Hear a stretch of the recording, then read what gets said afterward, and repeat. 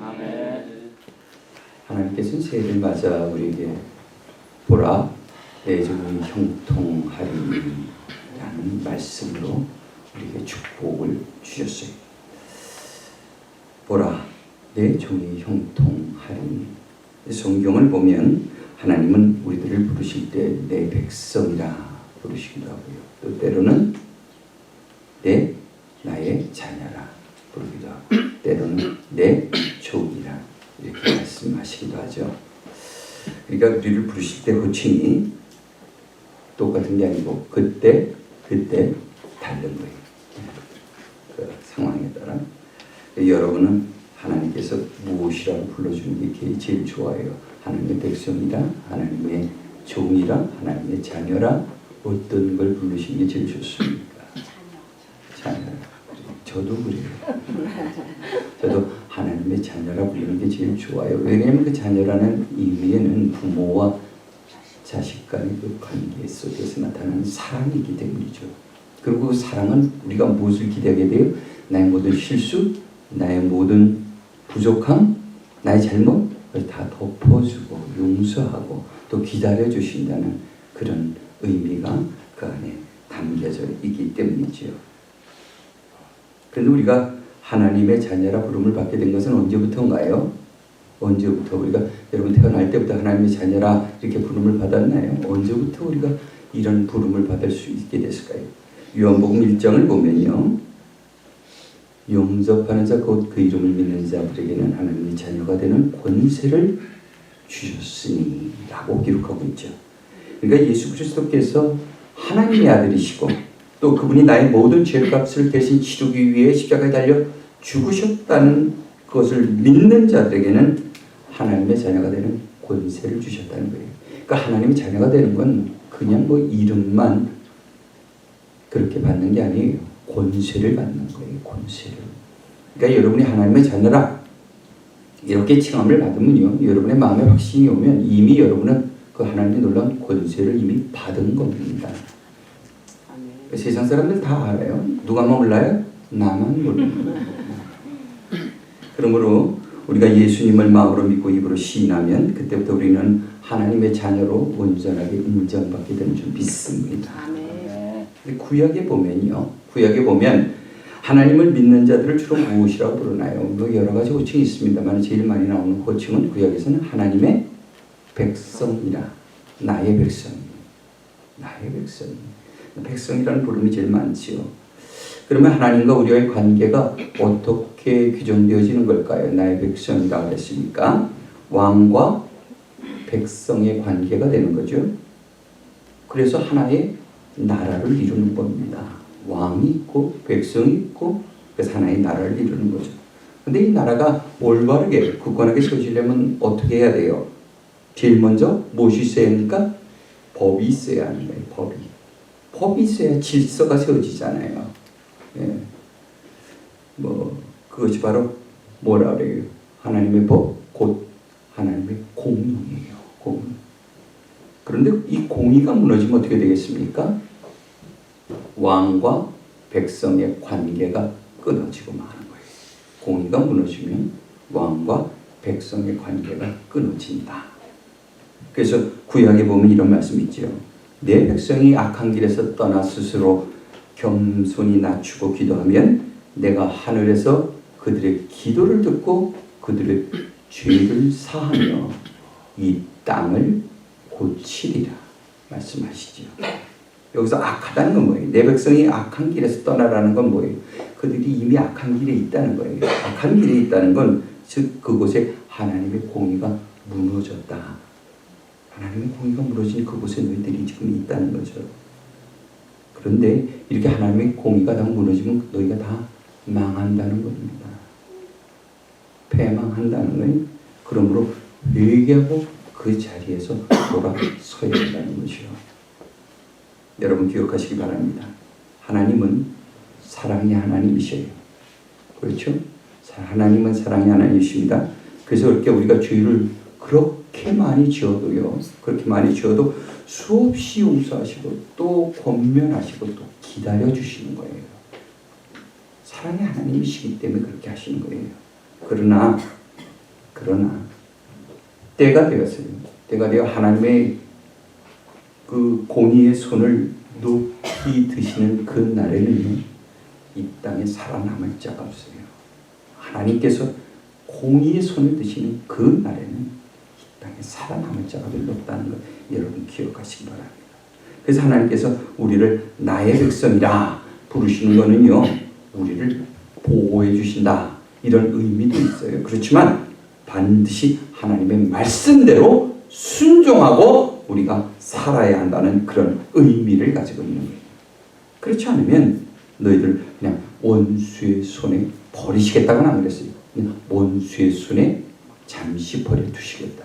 원수의 손에 맡겨놓겠다는 건 엄청난 고난을 각오하는 거예요. 고통이 있다는 거예요. 바로 이것이 왕과 백성의 관계예요. 사랑하는 성도 여러분, 하나님은 사랑이시고 하나님은 공의의 하나님이십니다. 그런데 이 사랑과 공의가 한마디로 요약하면 뭐예요? 세 글자? 하나님의 사랑, 하나님의 공의를 우리의 눈으로 보이게 나타나시는데 그것이 바로 십자가라는 겁니다. 십자가. 그러므로 여러분의 삶을 통해서 매일매일 이 십자가가 증거되어지기를 주님의 이름으로 축원합니다. 그런데 올해 하나님은 우리를 부르시기에 나의 자녀들아, 나의 백성들아 말씀하시지 않고 내 종이 말씀하셨어요. 이 종은, 하나님의 종은 그 의미가 좀 달라요. 특별한 의미가 있습니다. 종이라는 것은. 하나님의 종은 하나님의 백성들 중에서 또 하나님의 자녀들 중에서도 특별히 하나님의 목적하신 바를 이루기 위하여 택하신 일꾼들을 의미하는 거예요. 그러니까 여러분이 누구예요? 올해는 하나님의, 말하기 싫죠? 그래도 하셔야 돼요. 여러분은 하나님이 어떻게 부르셨다고요? 여러분을 하나님의 종이다. 그렇게 부르셨다는 거예요. 여러분이 선택사항이 아니에요. 하나님께서 그렇게 부르신 거예요.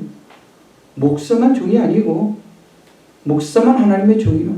그게 아니고, 여러분 한 번 한 번을 나의 종으로 부르셨다는 거예요. 그러니까 여기서 빠져나갈 수가 없어요, 여러분. 하나님의 목적하신 것을 이루기 위해서 내가 너희들을 택하였다. 나의 일꾼으로 오래 쓰겠다. 말씀을 하시는 거예요. 구약을 보면 이 종을 누구에게 불러요? 모세, 여호수아 같은 위대한 믿음의 선진들, 이런 지도자들에게 하나님의 종이라 부름을 받지요. 우리를 하나님께서는 무엇이라고 부르셨다고요? 내 종이라 부르셨어요. 내가 택하여 사용할 나의 종이란 말이에요. 이런 말씀을 할 때는 옆을 보지 마세요. 나에게 하시는 말씀이에요. 그 옆에 있는 사람을 종으로 불렀구나 이렇게 생각하는 게 아니고 나예요. 나. 그리고 이 말씀은 바로 여러분 한 사람 한 사람을 향한 하나님의 뜻이라는 것을 기억하시기 바랍니다. 그러므로 우리는 이 새해를 맞이하면서 하나님의 종으로서 특별한, 정말 특별한 각오가 있어야 할 줄로 믿습니다. 물론 이건 좀 안타까운 이야기지만 하나님이 여러분을 종으로 부르셨어요. 하나님의 강권에 의해서. 그렇지만 여러분이 거부할 수도 있어요. 거부할 수도 있어요.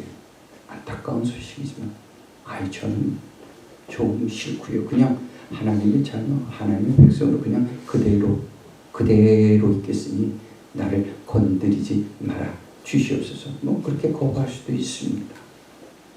그러나 그렇다고 해서 하나님께서 우리를 버리지는 않으시래요. 그래? 거부해서? 그럼 나가. 그렇게 하진 않아요. 왜? 그분은 하나님 사랑이시니까 여전히 지켜주셔요.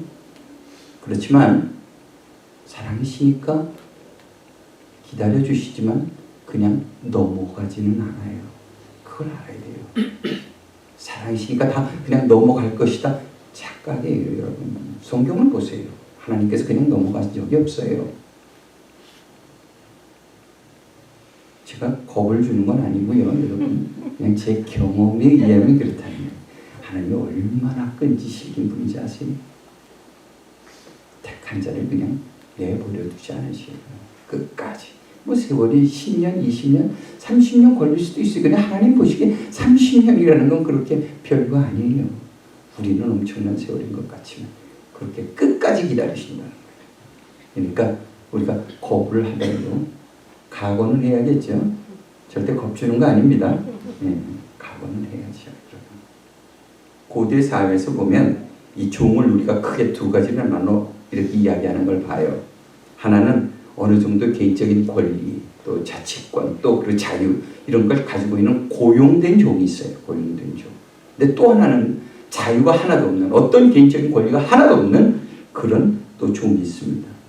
두 가지 종이 있어요. 그런데 바울은 성경에 보면 자신을 무엇이라고 부릅니까? 예수 그리스도의 종된 바울은, 기억하시죠? 예수 그리스도의 종된 바울은 이렇게 자신을 불렀잖아요. 근데 그 원어를 보면 뭐라고 나와 있냐면요. 여기서 종은 헬라어로 둘로스라고 표현합니다. 자신을 뭐라고 했다고요? 바울이 자신을 둘로스라고 했어요. 둘로스. 이 둘로스가 뭐예요? 둘로스는 이 배에 묶여가지고요. 그냥 노를 젓는 사람이 아주 천한 신분의 사람인데 그냥 자유롭게 노를 짓는 게 아니고요. 큰 배 그 아래에서 수많은 그 노예들이 노를 져서 큰 배가 움직이잖아요. 그런데 그냥 놔두는 게 아니고요. 전부 다 쇠사슬로 묶여 있어요. 배에. 사슬로 묶여서 마음대로 도망가거나 움직이거나 할 수 없는 그런 노예예요. 그래서 그들이 배가 파손하면 어떻게 돼요? 배에 몸이 묶여 있으니까 자유한 자들은 다 수영쳐서 도망갈 수 있지만 이들은 배에 묶여 있으니까 어떻게 돼요? 배와 함께 파손되고 수장되는 거예요. 그냥 죽는 겁니다. 그러니까 어떤 자유나 자치권이나 권리가 전혀 없는 종, 둘로스. 이걸 바울은 자신이 그런 둘로스라고 이야기하는 거예요. 그러므로 바울이 여기서 그리스도의 종이라 하는 것은 자신이 그리스도와 함께 죽고 그리스도와 함께 살겠다는 그런 의미를 가지고 있는 것이죠. 그리스도의 종된 우리들도 바울과 같이 그리스도와 함께 죽고 또 그리스도와 함께 사는 정말 믿음의 둘러스가 되시기를 주님의 이름으로 축원합니다. 네. 오늘 말씀을 보면 마지막 때에 필요한 종의 자세를 가르치고 있어요. 어떠한 종이 마지막 세대에 필요한 종인가? 그들은 어떤 마음가짐을 가지고 있어야 되는가? 21절의 말씀 함께 읽습니다. 시작. 그 주인이 이르되 잘하였도다. 착하고 충성된 종아, 내가 적은 일에 충성하였으며 내가 많은 것을 내게 맡기리니 내 주인의 즐거움에 참여할지어다. 아멘. 오늘 이 말씀은 하나님께서 비유로 하신 말씀인데 하늘나라가 이제 다가올 때, 마지막 때가 다가올 때 책임을 맡은 종들이 어떤 자세로 이 주어진 사명을 감당해야 하는가를 잘 가르쳐주고 있습니다. 한 주인이요, 먼 여행을 떠나요. 그래서 떠나면서 이 세 명의 종들을 택하여 그들에게 중요한 임무를 주고 떠납니다. 물론 그 주인에게 몇 명의 종이 있었다고는 성경에 나와 있지 않아요. 그냥 아마 부자였을 거예요. 부자였는데 이 세 명의 종을 불러서 중요한 임무를 맡기고 가는데 여러 명의 종이 있을 것이라고 그렇게 추측해 볼 수 있어요. 그게 그냥 추측이에요. 그냥 성경에 나와 있지는 않아요. 그냥 제가 추측해 보는 겁니다. 근데 추측의 근거가 뭐냐? 왜냐하면 그 당시 금 한 달란트가 어느 정도의 가치냐면요, 금 30kg이에요. 안 놀라시니? 만져본 적이 있어야 놀라지. 금 30kg. 우리 쌀이 몇 킬로인가요? 한 2포대 정도 되나요? 그 정도 되죠. 저는 한 포대도 그거 들으려면 힘들더라고요. 이 2포대 정도 되는 그런 무게의 금이에요. 순금으로 말해요. 24K. 대단한 거죠. 가치가 오늘날의 돈으로 제가 시간이 남아서 한번 따져봤어요. 30kg이면 이게 오늘날 얼마나 줘야 살까 그랬더니요. 놀라지 마세요. 600만 불이. 600만. 한 달란트가 그러니까 오늘날의 가치로 말하면 뭐 절대적으로 그렇게 비교할 수는 없지만 그래도 여러분 이해하기 쉽게 이야기하면 600만 불이에요. 600만 불. 그러니까 8달란트를 맡겨갔다 그랬잖아요. 전 재산을 맡겼는지 아닌지 모르겠어요. 근데 어쨌든 종들 3명에게 5달란트, 2달란트, 1달란트 그러니까 8달란트를 맡겼어요. 그리고 8달란트면 얼마예요? 오늘날 달러로 68이 4,800만 불이에요. 4,800만 불. 정말 큰 부자죠. 그러니까 이 주인에게 종이 3명만 있었을까요? 더 많았을 거예요. 이 정도 재산을 가지고 있는데 3명만 있었겠어요. 많은 종이 있었을 거예요. 근데 주인은 그 많은 종들 중에서 3명만을 뽑은 거예요. 3명만을. 종은 많아요. 그러나 그 중에서 특별히 뽑혀진 자는 3명이라는 걸 우리가 잘 기억해야 합니다. 그러니까 주인은 많은 종들 중에서 그들을 특별히 신임했을 거예요. 그죠? 뽑혀진 자들이. 또 그들이 잘 관리할 것이라는, 내 재산을 잘 관리할 거라는 그런 기대를 했겠지요. 그래서 그들에게 그걸 맡기고 떠나는데요. 문제는 한 사람이 말썽을 일으킵니다. 3명 중에 한 사람이 말썽을 일으켜요. 기대에 부응하지 못했단 말이에요. 그 사람이 누구예요? 바로 1달란트를 받은 종이에요. 1달란트를 받은 종. 그러니까 5달란트를 받은 종, 또 2달란트를 받은 종은 열심히 장사를 해서 2배의 이익을 남겨 주인에게 돌려드리잖아요. 그런데요, 이 1달란트 받은 종은 어떻게 했더랬어요? 아무 일도 하지 않았어요. 그리고 그걸 땅속에다가 깊이 파묻었어요. 아무도 훔쳐가지 못하게. 잘 그냥 지키기만 하겠다는 겁니다. 주어진 것. 그래, 아무 일도 하지 않았어요. 열심히 땀을 흘리지 않고 수고도 하지 않고 노력도 하지 않았어요. 그저 깊이 숨겨두었다가 주인이 돌아오니까 여기 있습니다 하고 잘 받은 척하고 받은 대로 돌려드려요. 왜 그랬을까요? 왜 그랬을까요? 안 되는 줄 알면서 왜 그랬을까요? 이 종. 그래서 바로 그 안에 있는 시기심 때문이었어요. 시기심. 자신도 나도 잘할 수 있는데 왜 주인은 나에게 겨우 이것만 맡기는가? 내가 얼마나 똑똑하고 내가 얼마나 지혜로운 자인데 나에게만 맡겼다면 난 엄청난 일을 할 수가 있는데 왜 나에게 겨우 이 1달란트만 맡겼는가? 남들과 비교하니까 마음에 시기심이 생겼던 거죠. 이 시기심은 사실은 교만함에서 비롯되는 거예요. 여러분 생각해 보세요. 그런데 그가 맡은 돈이 얼마라고요? 600만 불이에요. 여러분 600만 불. 근데 그게 적다고요? 대단한 금액입니다. 근데 자신이 받은 것에 만족하지 못하고요. 남들과 비교하니까 만족하지 못하는 거예요. 그래서 결국은 어떻게 됩니까? 자기 직분을 감당하지 못하게 된 거죠. 주인이 돌아와서 그렇게 1달란트, 5달란트 받은 자는 10달란트를 돌려드리고요. 2달란트 받은 자는 4달란트를 돌려드렸는데 주인에게 1달란트 받은 자는 그냥 여기 있습니다. 1달란트만 돌려드려요. 주인이 뭐라 그래요? 이 악하고 게으른 종아, 호통을 치시지. 호통. 그리고 그 종을 어떻게 하라고 해요? 다른 종들에게 시켜서 이 종을 어떻게 하라고 하냐면요, 이 무익한 종을 바깥 어두운 데로 내어 쫓으라. 그가 거기서 슬피 울며 이를 갈리라. 이렇게 이야기합니다. 무서운 이야기죠. 무서운 이야기.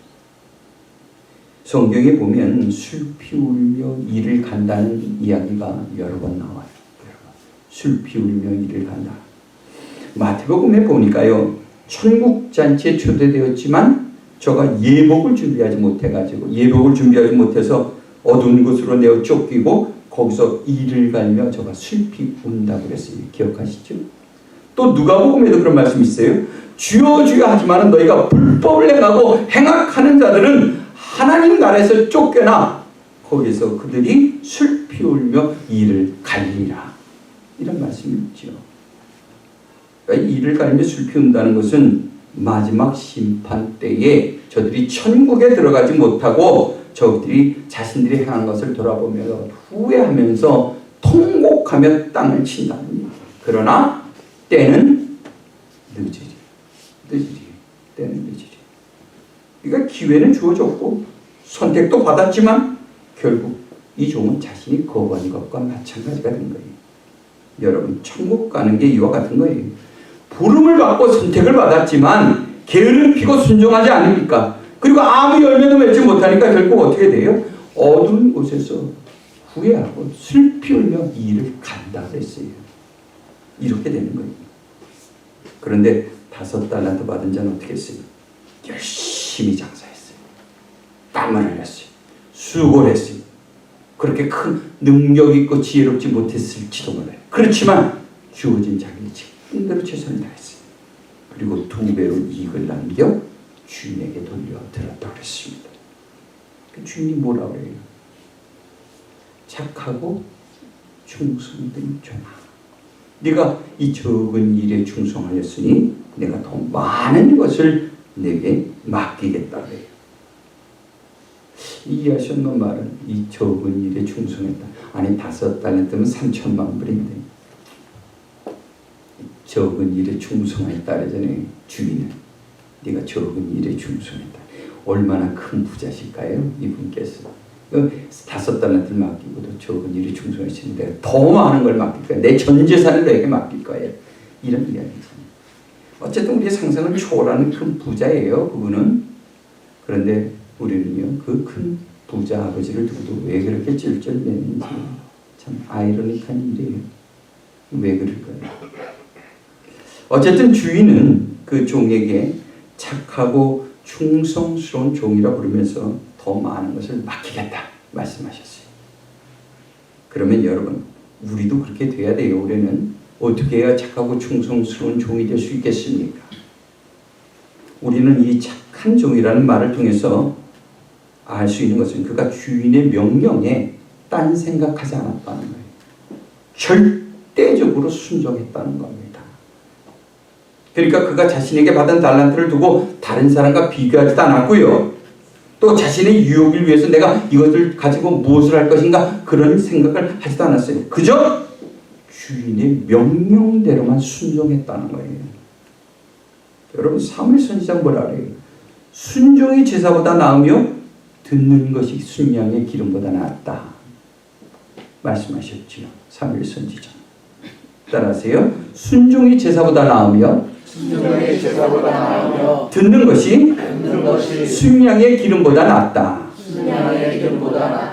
그러니까 우리가 주님을 위해서 헌신하고 아름답게 예배드리고 또 여러 가지 봉사하는 것도 다 중요해요. 그러나 하나님의 말씀에서 우리의 삶에서 하나님의 말씀에 순종하지 않고 드리는 제사, 우리 삶을 통해서 드리는 참된 제사, 이게 없이는 아무 소용이 없다는 거예요. 다시 말해서 비록 내 생각과 다르고 또 내 경험과 다르고 내 지식과 다르지만 하나님의 뜻이라면 절대적인 순종을 드려야 한다는 거죠. 그래야 하나님 기뻐하신다는 겁니다. 여러분, 아브라함을 생각해 보세요. 아브라함을. 그가 몇 살에 아들을 얻어요. 100세에 어렵게 아들을 얻어요. 근데 그 아들 이삭을 드리라고, 제물로 드리라고 했을 때 무엇이라 그랬어요? 그가 투덜댔나요? 아무 소리 안 했어요. 불평도 하지 않았어요. 불안해하지도 않았습니다. 그저 순종하기만 했어요. 근데 오늘날 우리들은 왜 그렇게 생각이 많은지 모르겠어요. 이건 이래서 안 되고 저건 저래서 안 되고 다 불순종할 이유만 찾는 거예요. 그것은 우리가 하나님의 뜻을 찾는 것이 아니라 우리의 생각, 내 뜻을 찾기 때문이에요. 여러분, 하나님은 우리에게 감당할 만한 달란트를 이미 주셨어요. 이미 주셨어요. 그런데 우리의 믿음이 적으니까요, 자꾸 불안해하고 남과 비교해서 나는 그 사람에 비하면 받은 게 아무것도 없는데 뭘 할 수 있겠어. 나중에 좀 잘 되면 그때 가서 하지. 좀 여유 있으면 그때 가서, 시간적인 여유가 생기고 물질의 여유가 생기면 그때 가서 하지. 안 그래요. 이미 주셨다니까요. 지금 여러분이 갖고 있는 게 그게 달란트예요. 재능뿐만 아니라 모든 환경이 이미 충분히 주어진 겁니다. 근데 그걸 자꾸만 사람 비교하고 사람 눈치 보니까 못하는 거예요. 믿음이 적으니까 불안해하는 거예요. 여러분, 하나님은 우리가 사람 눈치 보고 일하라는 것이 아니에요. 하나님만 바라보고 정말 진실되게 그 주어진 사명을 감당하라는 것입니다. 그것이 작은 일이든 큰 일이든 그건 여러분이 상관할 바가 아니에요. 그러므로 우리 모두가 주님 앞에 순종하는 종이 되기를 원합니다. 할 수 없어요. 시간이 없어요 하는 그런 소리보다 그런 말을 할 생각이 그런 말을 하려면 차라리 주님 감당할 만한 시간 주세요. 하나님 내게 감당할 만한 물질 주세요. 그렇게 기도하며 여러분 나갈 때에 하나님께서 그 앞길을 인도하여 주시고 뒤에서 지키시며 보호하여 주실 줄로 믿습니다. 아멘. 또 우리는 무슨 종이 되어야 돼요? 충성된 종이 되어야 한다. 충성된 종. 착한 종뿐만 아니라 충성된 종이 돼요. 충성되다는 건 어떤 능력이 있다는 게 아니에요. 그저 최선을 다하라는 겁니다. 근데 사람들은 대부분 언제 최선을 다해요? 큰 일을 맡으면 최선을 다하려고 해요. 노력을 합니다. 근데 작은 일을 맡으면 노력을 하지 않아요. 최선을 다하지 않아요. 그건 그 안에 뭐가 있어요? 교만이 있기 때문에. 내가 누군데? 내가 왕년에 그 왕년에 똑같은 기회가 다시 올 것 같아요? 안 옵니다. 그 깨닫기 전엔 절대 안 와요. 내가 왕년에 내려놔야 돼요. 내가 왕년에 하니까 자꾸만 남과 비교하잖아요. 악하고 게으른 종의 모습이 그 안에 있다는 거예요, 여러분. 교회도 마찬가지예요. 자신이 적은 일이나 중요하지 않은 일을 맡았다고 생각하면 사람들은 꾀를 부리기 쉬워요. 최선을 다하지 않아요. 이 정도 일은 내가 안 해도 누구든지 할 수 있는 건데 나는 좀 더 큰 일이 맡겨지면 그때 할 거야. 정말이에요. 여러분, 그런 사람에게 더 중요한 일이 맡겨질 수 있겠어요? 사람들도 봐죠. 그냥 사람이 봐도 다 분별이 되잖아요. 그죠? 구분이 되잖아요. 하나님 보시기에는 어떻겠어요? 인간의 깊은 곳까지도 꿰뚫어 보시는 하나님께서 보시면 어떻겠어요? 인간은 잘 모르는데 미련한데 근데도 구별하잖아요. 그러니까 우리가 하나님 앞에 이 형통의 복을 달라고 하기 전에, 약속의 복을 달라고 하기 전에 먼저 내가 나에게 맡겨진 일에, 나에게 주어진 일에 정말 최선을 다하고 있는가, 그것을 먼저 스스로에게 물어보아야 할 줄로 믿습니다. 사랑하는 성도 여러분, 하나님께서는 우리 가운데 착하고 충성된 종을 찾고 계시요. 물론 우리는 하나님께서 우리를 많은 사람들 중에서 종으로 택한 것에 대하여 이미 충분히 감사의 조건이 있어요.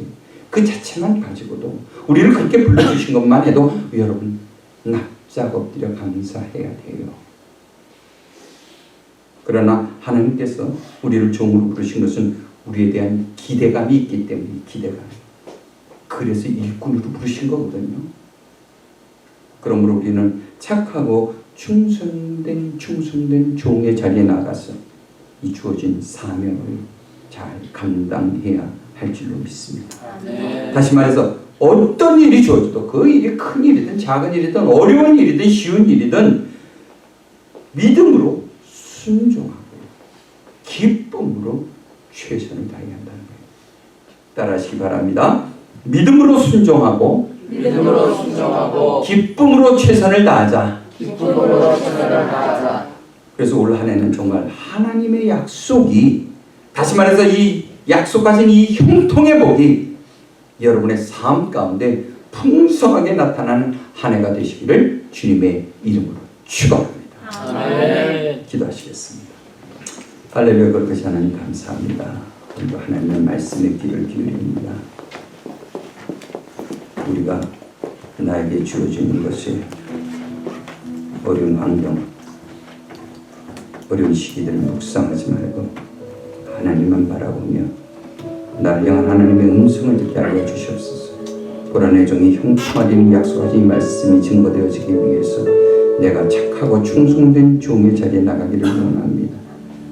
믿음으로 순종하고 기쁨으로 충성하는 당신의 귀한 종들 되게 하옵소서. 감사드리며 예수님의 이름으로 기도하옵나이다. 아멘.